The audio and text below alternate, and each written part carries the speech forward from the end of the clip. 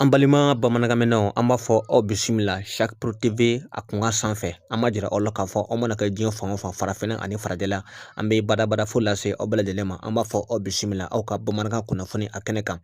bi bamanankan kunnafoni kelen pe don an bɛna don ni min ye bi sɔgɔmada in na k'a da aw bɛɛ lajɛlen tulo kan an b'a jira aw la k'a fɔ min ye ale Bongo Ondimba tɔmɔnɔ min ale ka fanga kɔni dafirila a bolo an b'a jira aw la k'a fɔ Gabon ani Cameroun jamana fila minnu bɛ danbɔ ɲɔgɔn na kosɛbɛ an b'a jira aw la k'a fɔ Paul Biya ni a mɛnna jamanakuntigi la bi na Cameroun jamana kɔnɔna na wa fana a si berekela kosɛbɛ tuma min na a y'a mɛn k'a fɔ min ye ale Bongo Ondimba a ka fanga dafirila Gabon ni Cameroun fana ninnu jamana fila ninnu b'o danbɔ o nɔngɔnin bɛ min ye kari k'a fɔ Paul Biya a y'a ka chef d'état-major i kari k'a fɔ k'u bɛɛ lajɛlen kun falen k'a daminɛ chef d'état-major des armées armée de terre ani kari k'a fɔ Flivio ka bɛɛ lajɛlen kun falen ka sabu kɛ min ye kari k'a fɔ Paul Biya a jirala k'a fɔ k'a sigannen bɛ a la ko k'a fɔ min ye kari k'a fɔ coup d'état i kari k'a fɔ o kun bɛ a kan a ma muru min basi kana o nɔngɔnin bɛ a y'a ka